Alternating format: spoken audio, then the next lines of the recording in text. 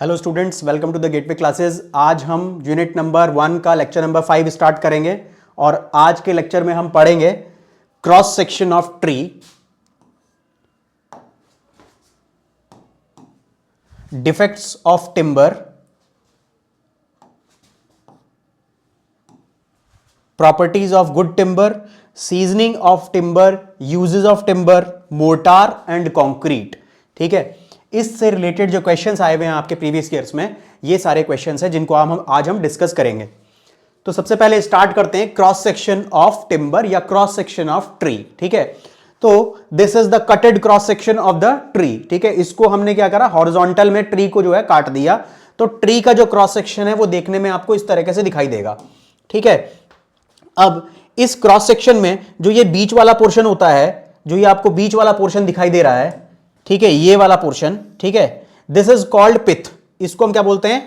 पिथ, PITH, पिथ। ठीक है, अब इसके बाद जो पोर्शन होता है, यानी कि इसके बाहर की साइड जो पोर्शन होता है, ये वाला पोर्शन, ठीक है, ये वाला जो पोर्शन होगा, इस पोर्शन को बोलते हैं हम हार्टवुड, HEART, हार्टवुड, हार्टवुड। ये थोड़ा सा हार्ड पोर्शन होता है। उसके बाद क्या होता है आपका? सैपवुड होता है। ठीक है, अब ये जो सैपवुड होता है वो हार्टवुड के बाद वाला पोर्शन जो होगा वो आपका सैपवुड होगा। इस सैपवुड के अंदर क्या होता है? लिक्विड पार्ट रहता है। ठीक है, इसके अंदर लिक्विड पार्ट रहता है, जैसे कि आपका ग्लूकोज, ठीक है, ग्लूकोज,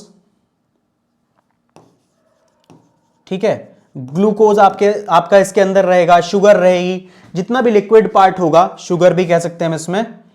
ठीक है,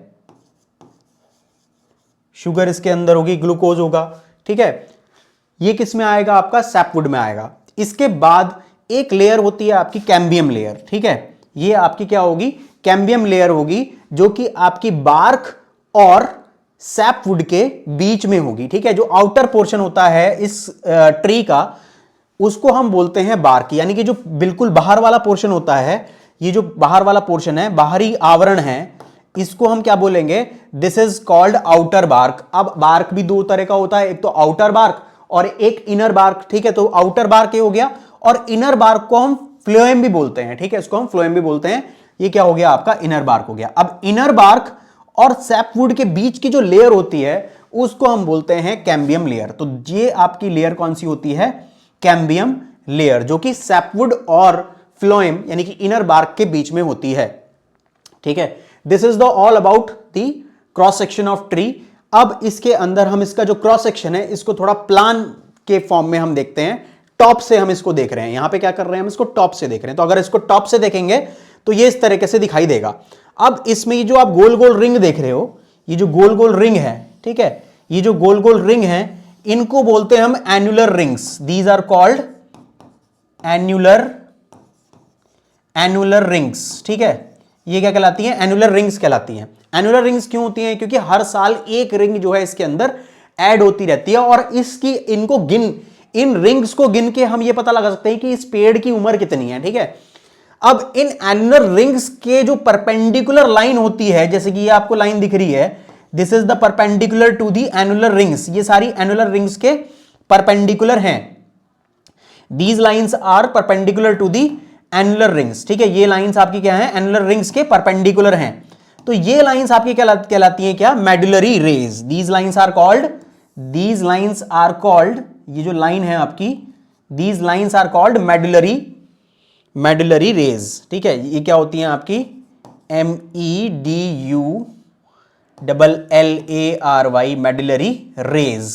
ठीक है, रेज। ठीक है, these are called medullary rays, जो कि आपकी एन्युलर रिंग्स के परपेंडिकुलर होती हैं। तो यहां भी हमने दिखा दिया, this is called outer bark. ये जो बाहर वाला पोर्शन है क्या है? ये आउटर बार्क है। ठीक है, आउटर बार्क। ठीक है, ये आउटर बार्क है। ये वाला इसके अंदर वाला पोर्शन, ये क्या होगा? ये इनर बार्क हो गया। उसके बाद ये वाली जो लेयर आ गई, ठीक है, ये वाली जो लेयर आई आपकी, ठीक है, ये जो लेयर आपको दिख रही है, this layer is cambium layer. ठीक है, ये लेयर आपकी क्या कहलाई? कैम्बियम लेयर, क्योंकि हमने यहां पे दिख रखा है कैम्बियम लेयर है। उसके बाद क्या आ गया आपके? उसके बाद जो है आपका सैपवुड आ गया।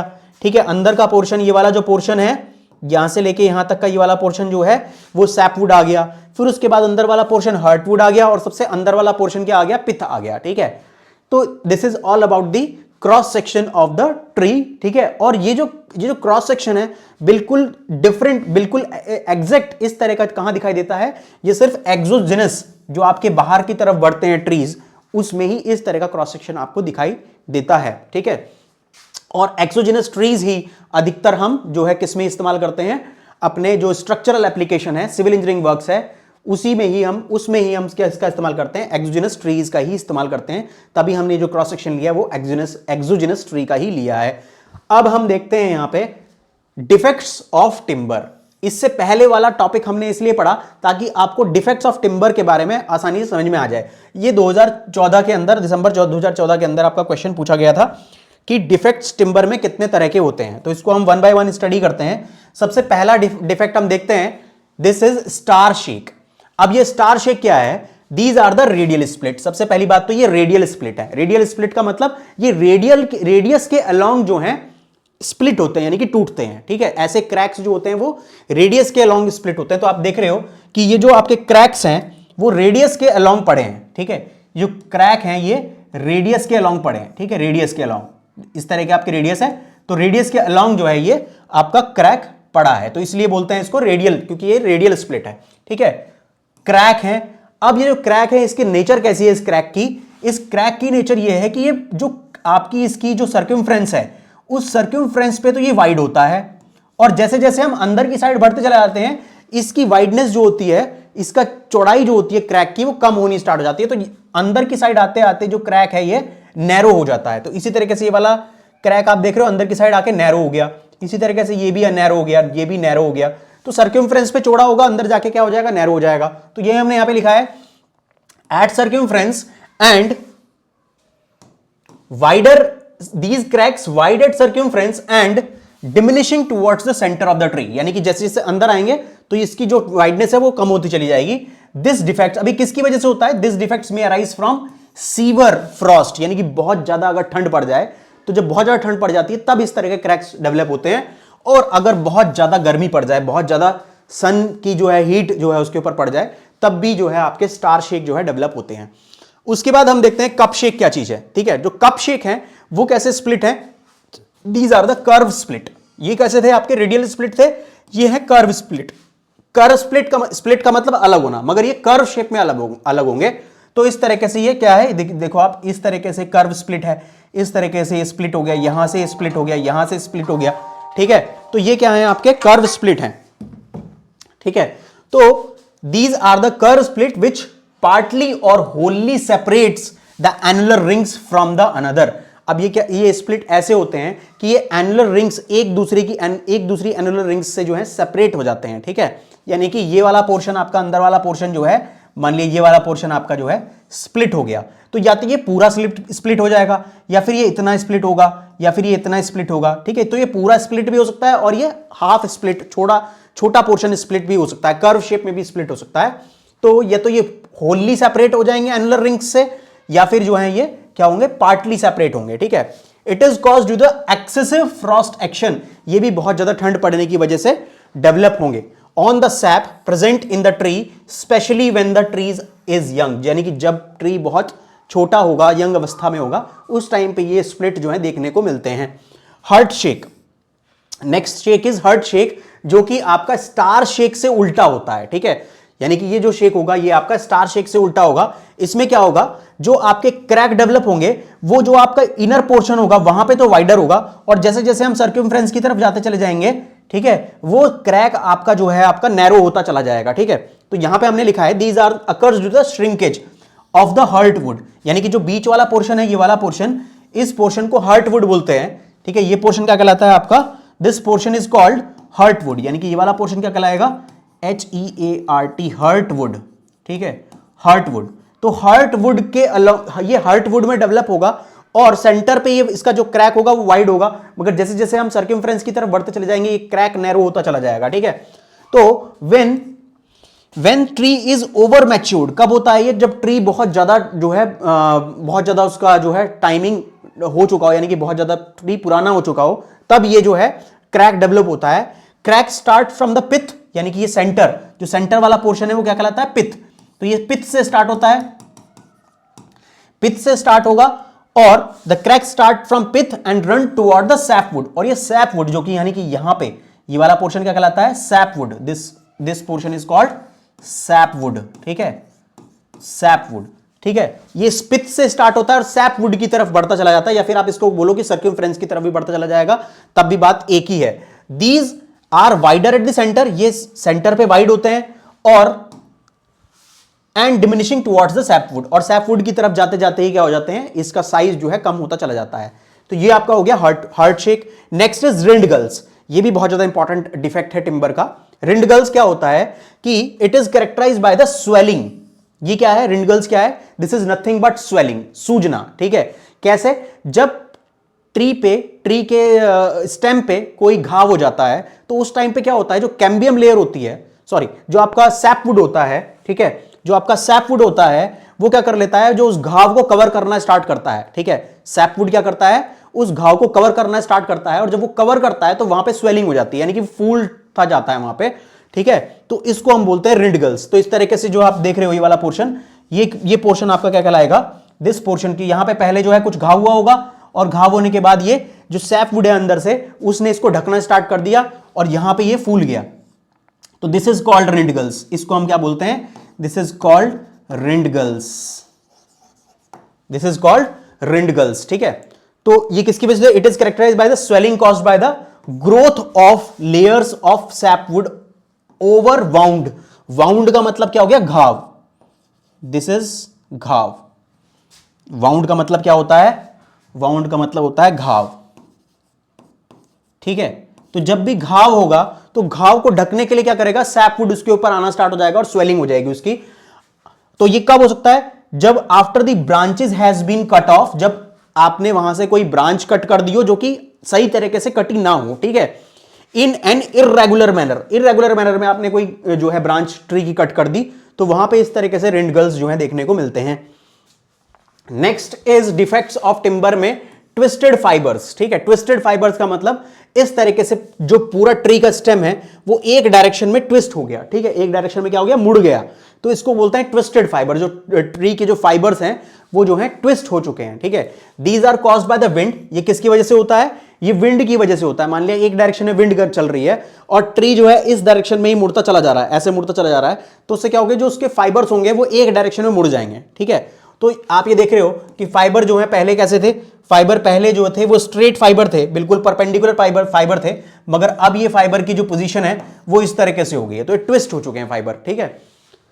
These are caused by the wind constantly turning the trunk of a young tree in one direction। और ये भी कब होगा? जब ट्री बहुत छोटा होगा, यंग होगा, ठीक है, उसी टाइम पे ये ट्विस्टिंग जो है इसमें अकर हो सकती है। Next is knots. अब ये नॉट्स भी बहुत ज्यादा इंपॉर्टेंट है। ये नॉट्स क्या चीज है देखते हैं हम। Caused when the branches of a tree are cut off। तो ये भी जो आपके रिंडगल्स हैं वो भी तभी बनता है कि जब ब्रांच जो है ट्री के स्टेम से जो है ब्रांच अलग करते हैं हम, ठीक है, तभी बनेगा रिंडगल्स भी, और नॉट्स भी तभी बनते हैं। Caused when the branches of a tree are cut off or stop growing, ठीक है, the roots of the branch is embedded in the stem with the formation of annular rings at right angles to those of the stem, ठीक है। अब इसके अंदर क्या होता है? इस नॉट्स के अंदर क्या होता है कि हमने जो है ट्री से ब्रांच अलग करी, तो ब्रांच अलग करने पे क्या हो गया? जो उस ब्रांच की जो रूट्स होंगी वो स्टेम के अंदर धसी हुई होंगी, स्टेम के अंदर धसी हुई होंगी। तो जैसे ही आप ब्रांच अलग करोगे तो आपको जो है एनुलर रिंग्स दिखाई देंगी, ठीक है। इस तरीके से आपको जो है जो उस ब्रांच की एनुलर रिंग्स हैं वो आपको दिखाई देंगी, ठीक है। जैसे कि यहाँ पे ये एनुलर रिंग्स जो हैं, ये एनुलर रिंग्स दिखाई दे रही हैं। इसी तरीके से आपको एनुलर रिंग्स यहाँ पे दिखाई दे रही हैं, ठीक है। ये एनुलर रिंग्स आपको दिखाई दे रही हैं, ठीक है। इसकी वजह से जो डिफेक्ट होगा, ठीक है, तो वो उस डिफेक्ट्स को हम बोलते हैं नॉट्स, ठीक है, उसको बोलेंगे हम क्या? नॉट्स। अपसेट्स हम देखते हैं। अब अपसेट्स क्या होते हैं? These are caused by the crushing of fibres. ये फाइबर के क्रश होने से बनता है। जैसे कि मान लीजिए आपका ट्री का जो है एक प्लैंक है। प्लैंक का मतलब ट्री का एक टुकड़ा है, ठीक है। इस टुकड़े के फाइबर्स जो है पहले बिल्कुल स्ट्रेट थे, ठीक है। इस टुकड़े के जो फाइबर्स थे ये सारे फाइबर्स हैं, तो एक फाइबर ये बिल्कुल स्ट्रेट फाइबर थे, ठीक है, ये बिल्कुल पहले स्ट्रेट फाइबर थे, मगर अगर ट्री की जो है इररेगुलर फॉलिंग हो गई, यानी कि गलत तरीके से हमने उसको ऊपर से छोड़ा, ठीक है, उसके लॉक को, ट्री के लॉक को हमने गलत तरीके से ऊपर से फेंक दिया, ठीक है, तो इसके जो फाइबर्स होते हैं वो ट्विस्ट हो जाते हैं, यानी कि अंदर की तरफ को मुड़ जाते हैं, ठीक है, तो उनको बोलते हैं हम क्या, अपसेट्स। तो जैसे कि अब मान लिया ये वाला फाइबर था, जैसे ही हमने छोड़ा तो इस तरीके से ये क्या हो गया, ट्विस्टिंग हो गई उसकी, ऐसे ही इसकी इस तरीके से ट्विस्टिंग हो गई, तो these are called the upsets. These are caused by the crushing of fibres, ये फाइबर के क्रश होने से बनते हैं, running transversely during the growth of the tree due to strong winds, और ये स्ट्रॉन्ग विंड्स चलने की वजह से हो सकते हैं। अनस्किल्ड फेलिंग, यानी कि बहुत ही जो है गलत तरीके से हमने उसको ऊपर से छोड़ दिया, तो अनस्किल्ड फेलिंग की वजह से consequently resulting in the discontinuity of the fibres, जिसकी वजह से जो फाइबर्स के अंदर जो है डिसकंटिन्यूटी आ जाती है। तो ये हो गया आपका अपसेट्स के बारे में। नेक्स्ट है आपका, अब हमने सारा जो है जितना भी टिम्बर्स के अंदर जो डिफेक्ट्स थे वो हमने सारे पढ़ लिए। अब हम देखते हैं प्रॉपर्टीज ऑफ गुड टिम्बर। एक अच्छे टिम्बर की प्रॉपर्टी क्या होनी चाहिए, ठीक है, तो सबसे पहली प्रॉपर्टी है उसकी अपीयरेंस। तो टिम्बर की जो शाइन है वो जो है बहुत अच्छी शाइन होनी चाहिए, शाइनिंग अपीयरेंस होनी चाहिए उसकी, ठीक है। एक good timber should have hard, उसकी सरफेस हार्ड होनी चाहिए और उसमें कुछ शाइनिंग होनी चाहिए, उसकी सरफेस में शाइनिंग होनी चाहिए, ठीक है। Next is colour.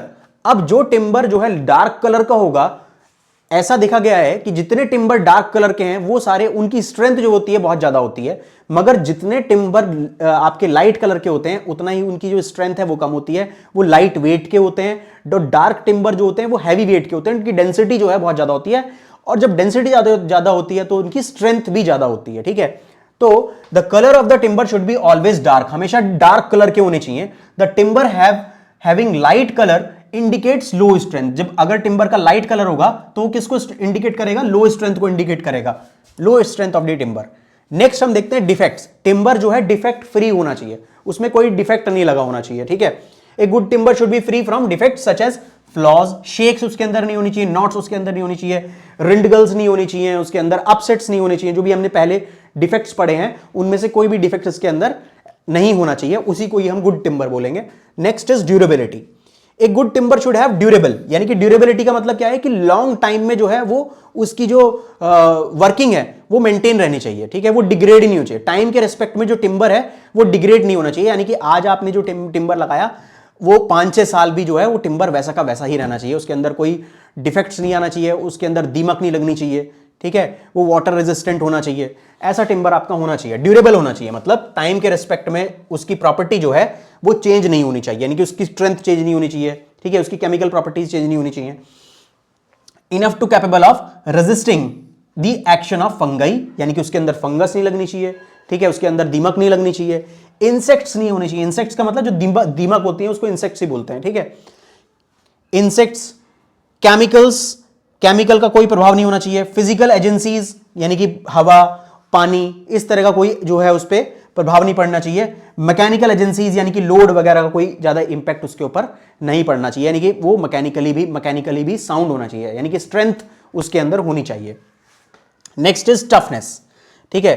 एक गुड टिम्बर शुड, अब ये टफनेस जो प्रॉपर्टी है वो कैसी प्रॉपर्टी है, toughness is the property by the virtue of which any material can bear the shocks, जिससे ये ऐसी प्रॉपर्टी है जिससे कोई मटेरियल जो है शॉक्स को बियर करता है, यानी कि जो है इंपैक्ट को बियर करता है, ठीक है।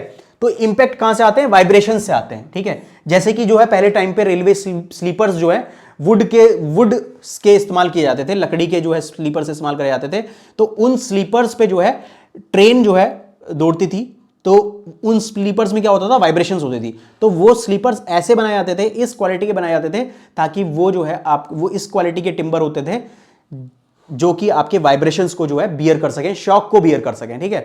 तो एक good timber should capable of offering resistance to the shock, यानी कि शॉक रेजिस्टेंस होना चाहिए, शॉक रेजिस्टेंट टिम्बर होना चाहिए आपका, ठीक है, जो कि वाइब्रेशंस को जो है बियर कर सकें, ठीक है। Next is strength. अब strength is the very important property of the timber, क्योंकि टिम्बर को हम एज अ बीम भी इस्तेमाल करते थे पहले, ठीक है, एज ए राफ्टर भी इस्तेमाल करते थे। राफ्टर का मतलब जो ट्रस का जो ऊपर वाला पार्ट होता है, जैसे ये ट्रस है, मान लिया इस तरह की आपकी ट्रस है, तो जो ऊपर वाला पार्ट होता है इसको हम बोलते हैं क्या, जैसे इस तरह की आपने झोपड़ियां देखी होंगी, तो ये जो ऊपर वाला पार्ट होता है इसको हम बोलते हैं राफ्टर, ठीक है, ये होता है आपका राफ्टर, ठीक है। तो ये राफ्टर जो है आपका लकड़ी का बनाया जाता था मान लिया पहले, तो ये राफ्टर के टाइम में राफ्टर के तौर पे भी इस्तेमाल हो सकती है, बीम के तौर पे भी आपका जो है टिम्बर इस्तेमाल होता है। तो इनकी एक, क्योंकि बीम जो है लोड बियर करती है, बीम के ऊपर लोड आता है, तो उसकी टिम्बर की इतनी स्ट्रेंथ होनी चाहिए ताकि वो सारे लोड जो है आराम से बियर कर सके, ठीक है। तो a good timber should have sufficient strength to work as joist, वो जॉइस्ट की तरह भी वर्क करे, वो बीम की तरह भी वर्क कर ले, वो राफ्टर की तरह भी वर्क कर ले, ठीक है। तो इतनी उसके अंदर स्ट्रेंथ होनी चाहिए, सफिशिएंट स्ट्रेंथ होनी चाहिए। It should possess enough strength in direct and transverse direction.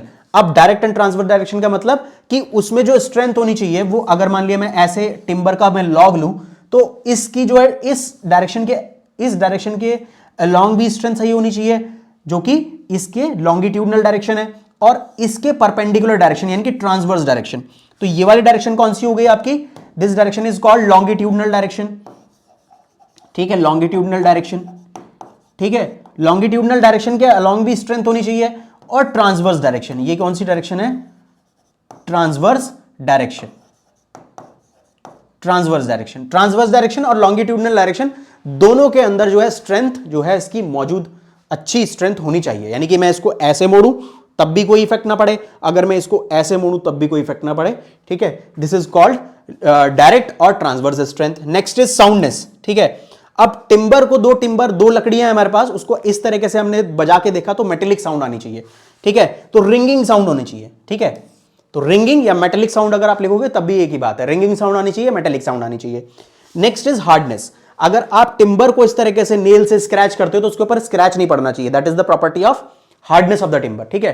तो a timber should be have enough and durable, hard होना चाहिए टिम्बर और ड्यूरेबल होना चाहिए, ठीक है। हार्ड होने का मतलब यह है कि अगर आप उसके ऊपर स्क्रैच करते हो तो उसके ऊपर स्क्रैच मार्क नहीं आना चाहिए, बहुत मुश्किल से टिम्बर के ऊपर स्क्रैच मार्क आना चाहिए, तो इसको बोलेंगे हम कि टिम्बर जो है सफिशिएंटली हार्ड है, ठीक है।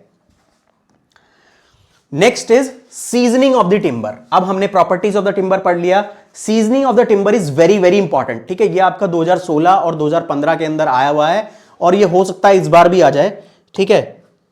तो सीजनिंग ऑफ द टिम्बर की क्या चीज है, सीजनिंग ऑफ द टिम्बर से मतलब यह है कि टिम्बर के अंदर, मैंने आपको अभी बताया कि जब फ्रेशली कटेड टिम्बर होता है, यानी कि कोई आपका ट्री है, आपने तुरंत उसको काटा, तो ट्री के अंदर एक मैंने पोर्शन बताया था सैपवुड, जिसके अंदर लिक्विड होता है, ठीक है।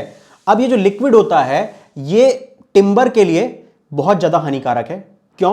क्योंकि इस लिक्विड में क्या लग सकते हैं, आपके बैक्टीरिया लग सकते हैं, जो बैक्टीरिया जो है लिक्विड को तो खाएंगे ही खाएंगे और ट्री के मटेरियल को भी साथ साथ खत्म करेंगे, ठीक है। तो इसमें फंगस लग सकता है, इसके अंदर जो है आपके डिफेक्ट्स आ सकते हैं, ठीक है। तो हमें इस लिक्विड को निकालना बहुत जरूरी है। तो जो लिक्विड के पोर्शन को निकालने की प्रक्रिया है, इस प्रक्रिया को ही हम सीजनिंग कहते हैं, ठीक है। तो the seasoning is the process of reducing the moisture content, यानी कि moisture content is what, SAP, this is nothing but SAP. Moisture content क्या है, सैप ही है। तो सैप को निकालने की प्रक्रिया भी क्या कहलाती है, आपकी सीजनिंग कहलाती है। या फिर हम इसको दूसरे शब्दों में कहें कि टिम्बर को, फ्रेशली कटेड जो टिम्बर है आपका, फ्रेशली कटेड जो वुड है, उसके अंदर कुछ मॉइस्चर होता है, उसको ड्राई करने की प्रक्रिया क्या कहलाएगी, आपकी सीजनिंग कहलाएगी। अब ये क्यों करा जाता है, इसका पर्पस क्या है?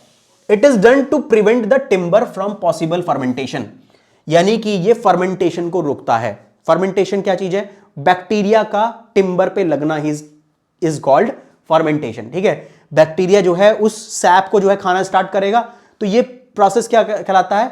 ये प्रोसेस आपका फर्मेंटेशन कहलाता है। And making it suitable for use, और इस टिम्बर को जो है इसलिए करी जाती है सीजनिंग, ताकि जो आपका टिम्बर, जो भी आपका वुड है, वो टिम्बर में कन्वर्ट हो सके और उसको स्ट्रक्चरल पर्पस के लिए हम इस्तेमाल कर सकें, जैसे कि उसको बीम के तौर पे इस्तेमाल कर सकें, उसको डोर बनाने के लिए, विंडो बनाने के लिए, फर्नीचर बनाने के लिए हम इस्तेमाल कर सकें, ठीक है। यानी कि उसको यूज करने के लिए, यूज करने लायक बनाने के लिए हम क्या करते हैं, उसकी सीजनिंग करते हैं टिम्बर की, ठीक है। अब इस सीजनिंग के ऑब्जेक्टिव्स क्या हैं, ठीक है। Objectives of the seasoning, some of the objectives of seasoning are as follows. तो ये इसके जो हैं 5 इसके ऑब्जेक्टिव हैं। सबसे पहली बात तो रिड्यूस द श्रिंकेज, ये श्रिंकेज को जो है रोकता है। श्रिंकेज का मतलब सिकुड़ना, ठीक है। अब सिकुड़ता कब है टिम्बर, जब उसके अंदर मॉइस्चर रहेगा, और मॉइस्चर हमने मान लिया नहीं निकाला और हमने एज इट इज उसको जो है फर्नीचर के तौर पे या फिर हम बीम के तौर पे इस्तेमाल करेंगे, तो अब उसका जो मॉइस्चर है वो धीरे धीरे धीरे धीरे उड़ना स्टार्ट होगा। तो जैसे ही मॉइस्चर उसमें से नेचुरली जो उसके अंदर से मॉइस्चर निकलेगा, यानी कि टाइम के जैसे जैसे टाइम आगे बढ़ेगा और टिम्बर के अंदर से जो है मॉइस्चर निकालना स्टार्ट होगा, तो टिम्बर क्या होगा आपका सिकुड़ना स्टार्ट करेगा। हमने तो बीम बनाई थी 200 mm की, मान लिया हम बाद में देखते हैं 1 साल बाद वो 200 mm की बीम जो है, जिस बीम की जो विड्थ थी वो 200 mm थी, वो आपकी 195 mm रह गई। तो इससे आपका क्या होगा, आपकी जो बीम थी वो आपने 200 उसकी लेंथ, उसकी जो विड्थ 200 दी थी, मगर उसकी जो विड्थ है एक्चुअल में वो 195 हो जाएगी। ठीक है, तो इस प्रक्रिया को हम बोलते हैं श्रिंकेज। तो ये श्रिंकेज को रोकता है क्योंकि हम श्रिंकेज जो है पहले ही अलाउ कर देते हैं कि जितना सिकुड़ना होगा वो सीजनिंग वाले प्रोसेस में पहले से ही जो है सिकुड़ लेगा, यानी कि श्रिंकेज उसकी पहले से ही हो जाएगी। तो ये श्रिंकेज को रोकता है। ठीक है, and warping after the placement in the structure, और वार्पिंग का मतलब ये है कटना फटना, यानी कि अगर मान लिया during the process of shrinkage उसमें क्रैक्स डेवलप हो सकते हैं। ठीक है, तो वो क्रैक्स भी जो है बाद में डेवलप नहीं होंगे। ठीक है, जो भी होना होगा सीजनिंग वाले पार्ट में ही हो जाएगा। इंक्रीज स्ट्रेंथ, इससे क्या होती है, उस टिम्बर की जो है स्ट्रेंथ इंक्रीज होती है, क्योंकि जब तक उसके अंदर लिक्विड पोर्शन रहेगा तो उसकी स्ट्रेंथ भी वीक रहेगी। जैसे ही उसके अंदर से लिक्विड पोर्शन बाहर निकल जाएगा तो जो आपका वुड है, जो आपका टिम्बर है, वो सफिशिएंटली आपका जो है हार्ड हो जाएगा और वो स्ट्रेंथ यानी कि लोड जो है, लोड बियर करने के लिए कैपेबल हो जाएगा। उसकी ड्यूरेबिलिटी इंक्रीज हो जाएगी। ड्यूरेबिलिटी का मतलब यह है कि टाइम के रेस्पेक्ट में जो है उसके अंदर कोई चेंजेस नहीं आएंगे। ठीक है, जैसे जैसे टाइम बीतेगा तो उसकी स्ट्रेंथ में कोई चेंज नहीं आएगा, उसकी हार्डनेस में कोई चेंज नहीं आएगा, उसकी प्रॉपर्टीज में कोई चेंज नहीं आएगा, ना ही उसकी प्रॉपर्टी डिग्रेड होंगी। ठीक है, एज इट इज उसकी प्रॉपर्टी बनी रहेंगे, that is called durability. Workability, यानी कि उस पर काम करना आसान रहेगा, यानी कि आपको टिम्बर को जो है एक शेप से दूसरी शेप में कन्वर्ट करने में जो है कम मेहनत करनी पड़ेगी। ठीक है, reduce its tendency to split and decay, यानी कि स्प्लिट नहीं होगा, यानी कि एक बार जब आप सीजनिंग हो जाएगी तो वो स्प्लिटिंग जो है, स्प्लिटिंग वाली प्रॉब्लम है वो खत्म हो जाएगी। डिके का मतलब यानी कि उसमें जो दीमक हैं या फिर इंसेक्ट्स हैं वो उसके अंदर नहीं लग पाएंगे। ठीक है, डिके उसका जो है रुक जाएगा। Make it suitable for painting, उसको जो है पेंटिंग करने के लिए लायक बना सकते हैं हम अगर उसकी सीजनिंग करेंगे। ठीक है, रिड्यूस इट्स वेट, उसका जो वेट है वो रिड्यूस हो जाएगा। ठीक है, स्ट्रेंथ कम नहीं होगी मगर वेट रिड्यूस हो जाएगा। ठीक है, तो यानी कि क्या होगा उसका, यहां से क्या होगा, क्योंकि सैप उसके अंदर से निकल जाएगा तो उसका वेट रिड्यूस हो जाएगा। ठीक है, हल्का हो जाएगा टिम्बर। अब सीजनिंग के मेथड्स कौन कौन से हैं? सीजनिंग के आपके 2 मेथड हैं। सबसे पहला मेथड है नेचुरल सीजनिंग, या नेचुरल सीजनिंग का मतलब यह है कि नेचर ही जो है आपका जो सैप का निकालने की प्रक्रिया है वो नेचर ही कर दे। ठीक है, तो that is called natural seasoning. Next is artificial seasoning, यानी कि जो मैनमेड सीजनिंग होती है, यानी कि हम जो है, जो इंसान जो है जिस तरीके से मेथड अप्लाई करेगा तो उसको हम बोलेंगे क्या, आर्टिफिशियल सीजनिंग। तो इसको हम बारी बारी से पढ़ते हैं। सबसे पहले हम देखते हैं कि जो आपकी नेचुरल सीजनिंग है वो कितने टाइप की होती है। तो नेचुरल सीजनिंग जो है हम 2 तरीके से कर सकते हैं। सबसे पहले जो है आपका वो है एयर सीजनिंग। एयर सीजनिंग का मतलब ये यानी कि हवा की प्रेजेंस में ही हम क्या करें, उसकी सीजनिंग कर दें, यानी कि टिम्बर से जो है मॉइस्चर को, जो वुड से जो मॉइस्चर को हम निकाल दें हवा की हेल्प से ही। ठीक है, एयर की हेल्प से ही। तो इस मेथड के अंदर हम क्या करते हैं, in this method the moisture is driven out, moisture बाहर आ जाता है from the timber by the evaporation process. Evaporation process का मतलब वाष्पीकरण प्रक्रिया द्वारा जो आपका टिम्बर के अंदर से यानी कि वुड के अंदर से जो मॉइस्चर है वो बाहर आ जाता है, क्योंकि हवा चलती है। हवा चलने से क्या होगा, क्योंकि हवा जो कैसी होगी, हवा होगी आपकी शुष्क हवा, यानी कि ड्राई एयर होगी। तो ड्राई एयर क्या करेगी, जो टिम्बर का जो मॉइस्चर कंटेंट है वो अपने अंदर ले लेगी और वहां से निकल जाएगी। तो इस तरीके से क्या होगा, आपका टिम्बर जो है वो आपका ड्राई होना स्टार्ट हो जाएगा। तो अब ये प्रोसीजर क्या है, इसका करने का तरीका क्या है, तो यहां पे आप राइट साइड में एक डायग्राम आप देख रहे हो। इसके अंदर, इस फिगर के अंदर क्या है कि हमने एक शेड बना के दिया है इसके अंदर। ये एक स्लोप्ड शेड है, अगर बारिश भी होगी तो पानी जो है यहां से इस तरीके से बाहर गिर जाएगा, नीचे की साइड पानी नहीं जाएगा। तो इसके अंदर सबसे पहले एक शेड होता है। इस शेड के नीचे हम क्या करते हैं, ब्रिक की लेइंग करते हैं, यानी कि ब्रिक लेयर बिछा देते हैं। एक ब्रिक का जो है प्लेटफॉर्म बना देते हैं, ईंटों का एक प्लेटफॉर्म बना देते हैं और उसके ऊपर हम टिम्बर की स्टैकिंग करते हैं। ठीक है, जो आपके प्लैंक्स हैं, जो आपके वुड के प्लैंक्स हैं, जो आपका फ्रेशली कटेड वुड होता है उनको हम बोलते हैं प्लैंक्स। तो जो टिम्बर के टुकड़े हैं उसको हम क्या करते हैं, उनकी हम स्टैकिंग करते हैं, एक के ऊपर एक के ऊपर एक के ऊपर एक लगाते हैं, और इस तरीके से लगाते हैं ताकि उनके बीच में जो है स्पेस बना रहे। उस स्पेस को प्रोवाइड करने के लिए हम स्टिकर का इस्तेमाल करते हैं। ठीक है, स्टिकर का मतलब एक, हम उसके अंदर एक जो है एक जो है वुडन लॉक दूसरा फंसाएंगे उसके अंदर, दूसरी डायरेक्शन के अंदर, ट्रांसवर्स डायरेक्शन के अंदर, ताकि जो है उसके अंदर इस तरीके से स्पेस बने ताकि जो हवा है वो टिम्बर के चारों तरफ जो है, इस टिम्बर के चारों तरफ जो है, किसी भी टिम्बर के लॉक के, किसी भी लॉक के चारों तरफ जो है एयर जो है, एयर सर्कुलेशन जो है होता रहे। ठीक है, तो इस तरीके से हमने इसकी स्टैकिंग कर दी, और इसकी स्टैकिंग हम ऐसे करेंगे, पहले हम इस तरीके से करेंगे, टिम्बर को इस तरीके से बिछाएंगे, फिर उसके बाद हम इस तरीके से बिछाएंगे, फिर हम इस तरीके से बिछाएंगे, फिर हम इस तरीके से बिछाएंगे, इस तरीके से हम इसकी स्टैकिंग करते चले जाएंगे। ठीक है, तो इसका जो प्रोसीजर है वो 2 स्टेप में है हमारा। सबसे पहले क्या करेंगे, first of all the logs of the wooden sawn into planks. सबसे पहले सॉन का मतलब हम काटना। ठीक है, तो सबसे पहले क्या करेंगे, वुड को जो है हम एक पर्टिकुलर साइज में कट कर लेंगे। ठीक है, जिसको हम क्या बोलते हैं, प्लैंक्स बोलते हैं। जो क्या करेंगे, जो हमने काट लिया अलग अलग साइज में, जो एक साइज में टिम्बर को काट लिया हमने, उसको हम बोलते हैं प्लैंक्स। ठीक है, कन्वीनियंट साइज। अब हम क्या करेंगे, जब हमने प्लैंक्स बना लिए, ठीक है, टुकड़े बना लिए टिम्बर के, सेम साइज के टिम्बर के टुकड़े बना लिए। ठीक है, these planks are stacked under a covered shed. अब हम क्या करेंगे, इन जो ये जो प्लैंक्स हैं उनको हम कवर्ड शेड के अंदर जो है रखेंगे, और किस तरीके से रखना है, हमें क्रॉस वाइज डायरेक्शन के अंदर रखना है। क्रॉस वाइज का मतलब this is called cross wise direction. ठीक है, ये आपकी क्रॉस वाइज डायरेक्शन कहलाती है।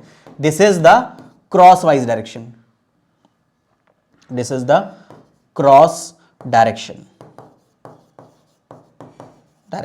ये आपकी क्रॉस डायरेक्शन है। इस तरीके से हम इसकी क्रॉसिंग, ऐसे क्रॉसिंग में हम जो है टिम्बर को रखेंगे इन ऑल्टरनेट लेयर्स, अलग अलग लेयर्स में रखेंगे। पहले ऐसे, फिर उसके बाद बीच में हम क्या करेंगे, स्टिकर फंसाएंगे, फिर दूसरी लेयर रखेंगे, फिर दूसरी लेयर रखेंगे, फिर दूसरी लेयर रखेंगे। इस तरीके से हम क्या करेंगे, क्रॉस वाइज इसको अरेंज करेंगे so as to permit free circulation air. और हम इसको इस तरीके से क्यों कर रहे हैं, क्योंकि हमें जो है एयर का सर्कुलेशन कराना है, जिससे कि जो है जितना भी मॉइस्चर है वो एयर की हेल्प से जो है बाहर निकल जाए। ठीक है, अब इस मेथड के डिसएडवांटेजेस क्या हैं, ये मेथड बहुत ही स्लो है। This drawing process is very slow, बहुत स्लो मेथड है। तो ये आपका एक नेचुरल मेथड हो गया। दूसरा नेचुरल मेथड क्या होता है कि आप टिम्बर को जो है नदी के अंदर डाल दो। ठीक है, नदी के अंदर खुले नहीं डालने हैं। ठीक है, उसको बांध के रखना है, ऐसा नहीं कि नदी की धारा के साथ ही बह जाए वो। ठीक है, आपको इस तरीके से नदी के अंदर डालना है। हमने इस तरीके से उसको, मान लिया ये आपकी नदी है। ठीक है, ये आपकी मान लिया नदी है, ये नहर है। ठीक है, इस नहर में आपको टिम्बर को इस तरीके से डालना है ताकि जो उसका जो मोटे वाला पोर्शन है वो अपस्ट्रीम में रहे, यानी कि वो इस डायरेक्शन से, मान लिया आपकी नदी बह रही है। ठीक है, ये आपका फ्लोइंग डायरेक्शन है, नदी की फ्लो डायरेक्शन है, फ्लो ऑफ रिवर।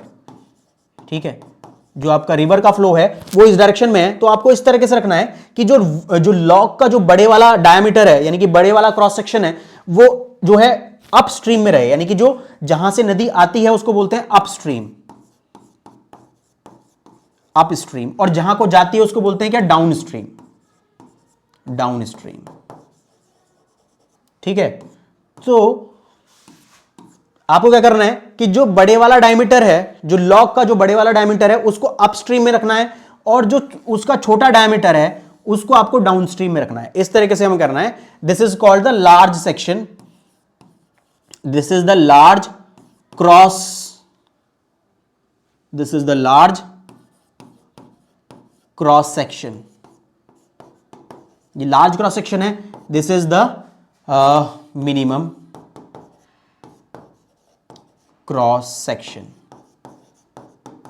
ठीक है, जो आपका छोटा डायमीटर वाला एरिया है उसको इधर रखना है, और जो बड़े वाला डायमीटर एरिया है उसको अपस्ट्रीम में रखना है। ठीक है, तो यही हमने लिखा है, the logs of the wood are kept completely immersed in the running stream. उसको रनिंग स्ट्रीम में हमें रखना है। ठीक है, रनिंग वाटर में हमें रखना है, और इस तरीके से रखना है कि with the large and Poynting upstream, जो उसका लार्ज एंड है वो अपस्ट्रीम में रहे, यानी कि जिधर से आपकी रिवर आ रही है उस डायरेक्शन में आपका लार्ज पोर्शन रहे, और जो आपका छोटा पोर्शन है वो आपका कहां रहे, डाउनस्ट्रीम में रहे। फॉर 3 to 4 वीक्स, यानी कि आपको 3 से 4 हफ्ते के लिए आपको इसको छोड़ देना है, यानी कि आपको सिर्फ पूरा इसको 1 महीना छोड़ना है। तो इससे क्या होगा, जो आपका सैप होगा वो किससे, वाटर के बहाव में बह जाएगा। ठीक है, यानी कि नदी के बहाव में आपका सैप जो है निकल जाएगा। अब आपका सैप तो निकल गया, मगर उसके अंदर वाटर, सैप की जगह क्या आ गया, वाटर आ गया। अब क्या करना है आपको, उस 3 या 4 हफ्ते के बाद उस वुडन लॉग को वहां से निकालना है और उसकी नेचुरल सीजनिंग, एयर सीजनिंग करनी है, यानी कि जो हमने पहले वाला प्रोसीजर करा था यही प्रोसीजर हमें इसके अंदर करना है, नेचुरल सीजनिंग करनी है। ठीक है, तो इस स्टेप में क्या हुआ, in the above process the sap, sugar, gum are leached out. ये लीज्ड आउट का मतलब निकल जाते हैं। ठीक है, and replaced by the water, और इनकी जगह क्या आ जाता है, इसकी जगह वाटर आ जाता है। ठीक है, तो वाटर इसके अंदर आ गया। The logs are then kept into the air to dry, उसके बाद हम इसको सीधा एयर में रख देंगे ड्राई होने के लिए। ठीक है, सेम ऐसे जैसे हमने पहले रखा था।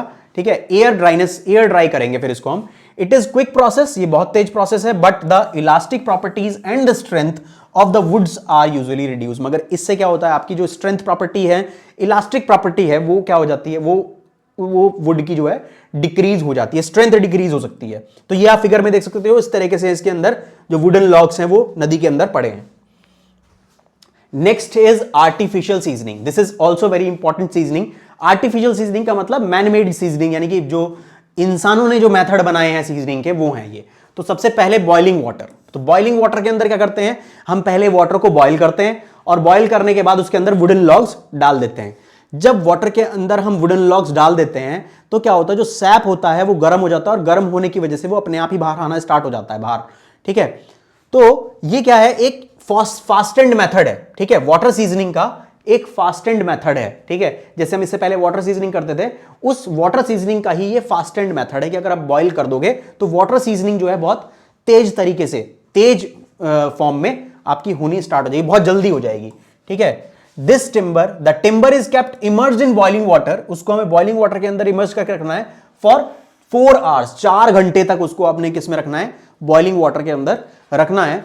Bye this process the strength and elasticity of the timber is reduce, और फिर वही सेम जो कि आपके पहले वाटर सीजनिंग में थे कि आपकी स्ट्रेंथ और इलास्टिसिटी जो है टिम्बर की वो रिड्यूस हो जाती है। मगर although there is less shrinkage, मगर यहां पे जो है श्रिंकेज जो है बहुत कम होती है टिम्बर के अंदर। ठीक है, तो ये थोड़ा सा इसके अंदर पॉजिटिव पॉइंट है, दिस इज पॉजिटिव पॉइंट। ठीक है, अब after boiling process the timber should be dried slowly under the shade. उसके पहले आपने उसको बॉइल किया टिम्बर को, फिर उसको क्या करेंगे, उससे बाहर निकाल लेंगे और उसको फिर क्या करेंगे, एयर ड्राई उसको हम करेंगे। This method of seasoning is expensive. ये सीजनिंग मेथड जो है एक्सपेंसिव है क्योंकि इसमें जो है आपको ईंधन लगाना पड़ेगा। ठीक है, आपको फ्यूल लगाना पड़ेगा वाटर को गर्म करने के लिए, तो this method is also expensive method. ठीक है, नेक्स्ट इज हॉट एयर और किल्न सीजनिंग। ठीक है, जब हम भट्टी के अंदर जो है टिम्बर की सीजनिंग करते हैं उसको हम बोलते हैं हॉट एयर या किल्न सीजनिंग। इस प्रोसेस में क्या करते हैं, इसमें भी एक आपका चैम्बर होता है, इस चैम्बर में हम टिम्बर की जो है क्रॉस वाइज स्टैकिंग करते हैं, जिस तरीके से हमने पहले एयर सीजनिंग वाले मेथड में किया था, इसमें भी हम इसकी क्रॉस स्टैकिंग करते हैं। और ये जो चैम्बर होता है वो आपकी ब्रिक लाइनिंग का भी हो सकता है और ये आपकी और दूसरे मटेरियल की लाइनिंग का भी हो सकता है। ठीक है, तो इसमें क्या करा हमने, इस तरीके से टिम्बर की स्टैकिंग कर दी। उसके बाद इसके अंदर टॉप में या बॉटम में कुछ पाइप का अरेंजमेंट दिया होता है। ठीक है, यहां पे जो है टॉप में या बॉटम में एक हीटिंग पाइप का अरेंजमेंट, ये जो आप देख रहे हो, ये जो आप होल देख रहे हो, ये एक्चुअल में क्या है, ये पाइप्स हैं। ठीक है, ये पाइप्स हैं परपेंडिकुलर टू दी बोर्ड। ठीक है, इन पाइप्स के अंदर हॉट स्टीम, जो हॉट स्टीम होती है वो स्टीम इसके अंदर इन पाइप्स के अंदर रहती है, जिनकी वजह से ये पाइप जो है बहुत गर्म हो जाते हैं। अब क्या होता है कि जो टॉप है, यहां से हवा जो है यहां से अंदर आती है, तो जब ये बाहर एटमॉस्फेयर से हवा जब अंदर आ रही है इनलेट के थ्रू, तो ये जो फैन है, इस फैन के थ्रू ये पूरे इसके अंदर सर्कुलेट होती है, इस पूरे चैम्बर के अंदर सर्कुलेट होती है।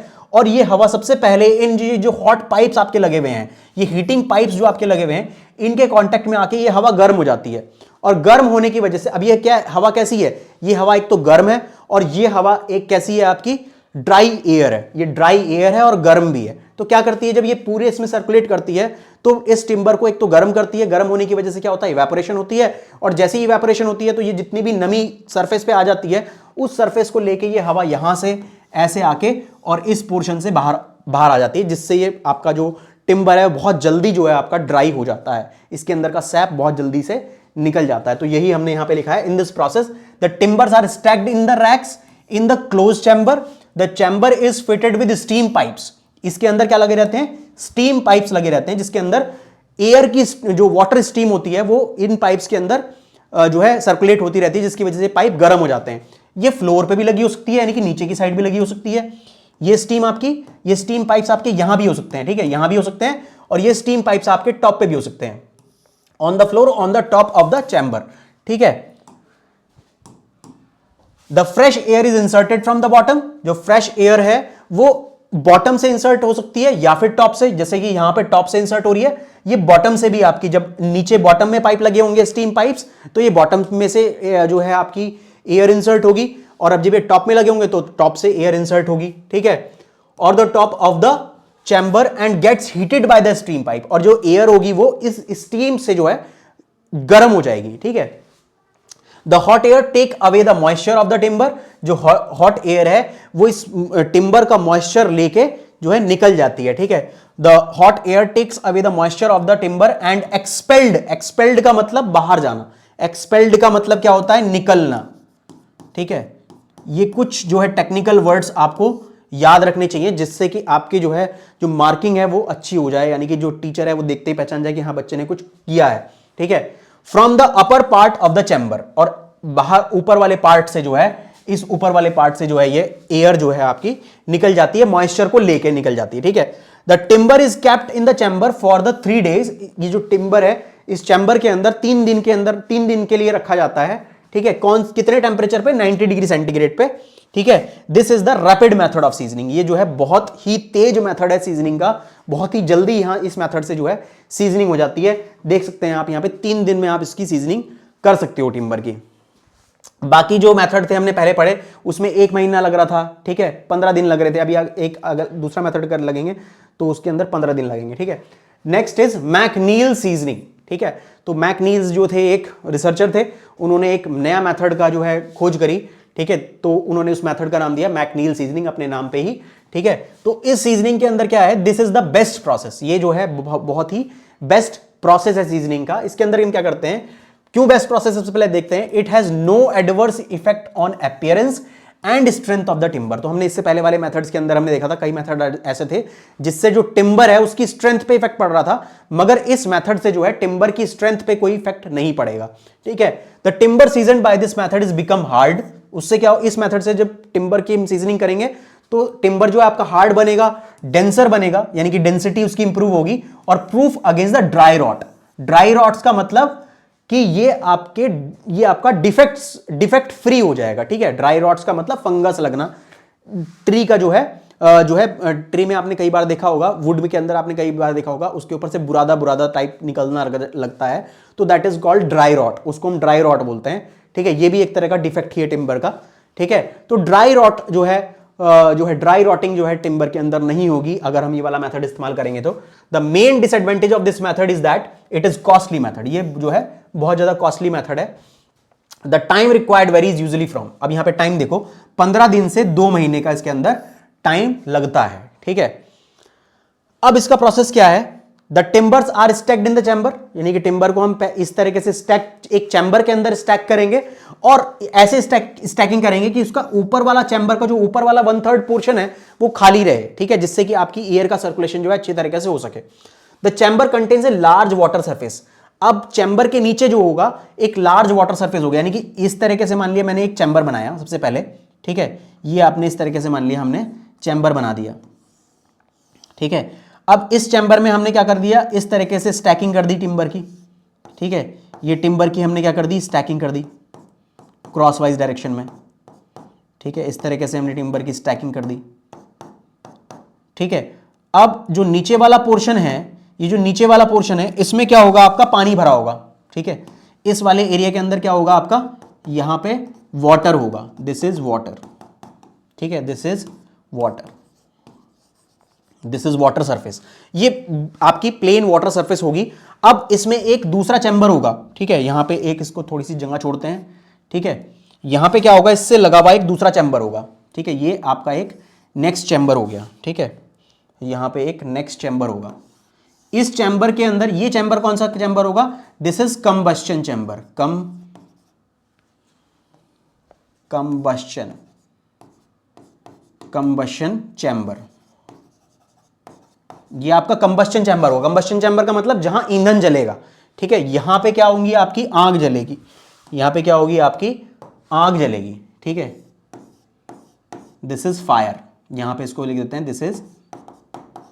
दिस इज फायर, ठीक है। अब जब यहां पे आग जलेगी तो यहां से जो है एक छोटा सा पोर्शन यहां पे एक कट भी होगा जहां से कि एयर जो है इसके अंदर जा सकेगी, एयर इसके अंदर यहां पे जा सकेगी, और ये जो एयर है ये एयर यहां पे गर्म हो जाएगी और गर्म एयर जो है इस वाटर की सरफेस के ऊपर बहेगी, ठीक है। ये जो गर्म हवा है इस वाटर की सरफेस के ऊपर आएगी और इस वाटर की सरफेस को हीट अप कर देगी, जिससे कि यहां से क्या होंगे, वेपोरेशन, जो वेपर्स हैं वो इस वाटर के सरफेस से क्या होंगे, वेपर्स बनेंगे, यहां से क्या होंगे, ये आपके वेपर्स हो जाएंगे, यहां से वेपर्स बनेंगे, वेपर्स, ठीक है। यहां पे क्या बनेंगे, आपके वेपर्स बनेंगे। अब ये वेपर्स जो है ऊपर की तरफ चलेंगे तो ये क्या होगा आपका, यहां पे मॉइस्ट एटमॉस्फेयर आपका जनरेट हो जाएगा। तो यहां पे हम देखते हैं the chamber contains large water surface and fire place, इसके अंदर एक फायर प्लेस होता है, तो ये इसका फायर प्लेस होगा। Where fuel combustion takes place, यहां पे आपका जो ईंधन है वो जलेगा, ठीक है। The hot air originating from the combustion place, यानी कि जो आपका कंबस्टन प्लेस है वहां से हॉट एयर जो है वहां से आएंगी, प्रोड्यूस द वाटर वेपर्स, और वाटर के कांटेक्ट में आके वाटर को गर्म करेंगी और वाटर वेपर्स डेवलप करेंगी, वाटर वेपर्स प्रोड्यूस करेंगी फ्रॉम द वाटर सरफेस, ठीक है। यहां से वाटर सरफेस से आपकी क्या होंगी, वाटर वेपर्स जो है डेवलप होंगी, और इन वाटर वेपर्स जो है, ये वाटर वेपर्स किसके कांटेक्ट में आएंगी, ये वाटर वेपर्स जो है आपके जो स्टैकिंग आपने करी है, जो आपने यहां पे टिम्बर लगाए हैं, लॉक्स, टिम्बर के लॉक्स लगाए हैं, उनके कॉन्टेक्ट में आएंगी, और जो है जितना भी मॉइस्चर होगा वो उस मॉइस्चर को लेके जो है यहां से ऊपर से बाहर निकल जाएंगी, तो जिससे कि सीजनिंग जो है आसानी से सीजनिंग टिम्बर की हो जाएगी। मगर यहां पे मेन डिफरेंस क्या है, यहां पे जो है हम मॉइस्ट एनवायरमेंट इस चैम्बर के अंदर जो रहता है वो आपका बिल्कुल आपकी ड्राई एयर नहीं रहती है, मॉइस्ट एयर रहती है, जिससे कि सीजनिंग बहुत अच्छी तरीके से होती है, ठीक है। क्यों अच्छी तरीके से होती है, क्योंकि बिल्कुल अगर ड्राई एयर से हो जाएगी, हम ड्राई एयर से सीजनिंग करेंगे तो जो उसके एंड्स होते हैं वो कट फट सकते हैं, ठीक है, वार्पिंग हो सकती है, एंड स्प्लिट हो सकते हैं, जो वुडन लॉक्स हैं उनके एंड जो है स्प्लिट हो सकते हैं, यानी कि उसमें क्रैक्स डेवलप हो सकते हैं। मगर जब एयर जो है आपकी मॉइस्ट रहेगी, मॉइस्ट एयर रहेगी, तो वो क्रैकिंग जो है डेवलप नहीं होती है, ठीक है। Thus the timber are subjected to moist warm atmosphere, तो यानी कि यहां पे जो आपका टिम्बर है वो डायरेक्टली आपका ड्राई एयर के कांटेक्ट में ना आके मॉइस्ट वार्म एटमॉस्फेयर के कांटेक्ट में रहता है, ठीक है। Next is electric seasoning. अब हमने मैकनील सीजनिंग पढ़ ली, मैकनील सीजनिंग के बाद हम पढ़ते हैं इलेक्ट्रिक सीजनिंग। इलेक्ट्रिक सीजनिंग क्या है, the logs are placed in such a way that their two ends touches the electrode. अब हम क्या करते हैं, आपके पास एक लॉग है, एक को हमने प्लस से जोड़ दिया, एक को हमने माइनस से जोड़ दिया, और उस लॉग के अंदर हम इलेक्ट्रिसिटी जो है फ्लो करा रहे हैं। तो जब हम लॉग के अंदर इलेक्ट्रिसिटी फ्लो कराते हैं तो जो आपका वुड होती है, जो आपकी लकड़ी है, वो इलेक्ट्रिसिटी की क्या होती है, इंसुलेटर होती है, यानी कि इलेक्ट्रिसिटी को अपने अंदर से जो है फ्लो करने नहीं देती है। तो वो एक तरीके से जो वुडन लॉग है वो रेजिस्टेंस का जो है काम करता है। तो जब वो रेजिस्टेंस का काम करता है तो उस वुडन लॉग के अंदर जो है हीट डेवलप होने लगती है, ठीक है, हीट डेवलप होने लगती है, जिसकी वजह से जो है खुद से ही इवेपोरेशन होना स्टार्ट हो जाता है, ठीक है। तो current is pass through the setup, तो इस सेटअप से क्या होती है, लॉग के अंदर करंट पास होता है, और the wood is the bad conductor of electricity, जो वुड है आपका बैड कंडक्टर है इलेक्ट्रिसिटी का, ठीक है।